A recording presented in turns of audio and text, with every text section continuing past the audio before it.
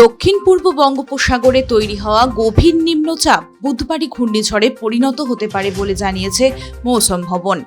ঘূর্ণিঝড়টির নাম দেওয়া হয়েছে ফেঞ্জল।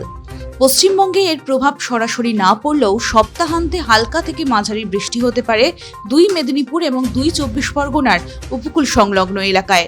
এই ঘূর্ণিঝড়ের প্রভাবে শীতের পথে বাধা বাংলায়। আবহাওয়া দপ্তর সূত্রে খবর, আগামী দুদিনে ঘূর্ণিঝড়টি ক্রমশ উত্তর ও উত্তর পশ্চিমে তামিলনাড়ু উপকূলের দিকে অগ্রসর হবে। শনিবার এটি স্থলভাগে প্রবেশ করার সম্ভাবনা রয়েছে। প্রথম শ্রেণীতে বাচ্চাকে ভর্তি করার নয়া নির্দেশিকা জারি করল রাজ্য শিক্ষা দপ্তর।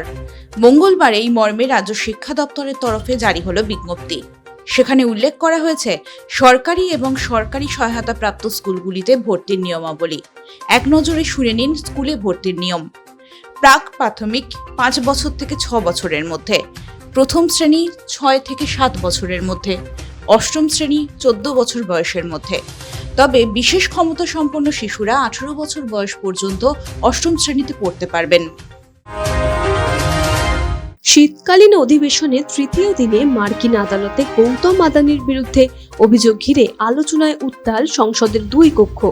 তবে আদানি ইস্যু ছাড়াও দিল্লিতে অপরাধ বৃদ্ধি, মণিপুর সমস্যা নিয়ে মোট 18টি মুলতবি প্রস্তাব আনা হয়েছে। তার সবকটি খারিজ করে দেন চেয়ারম্যান জগদীপ ধনখড়।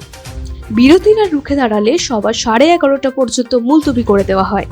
পরে সভা শুরু হতেই ফের হট্টগোল বাধায় দিনের মতো মুলতবি করে দেন চেয়ারম্যান।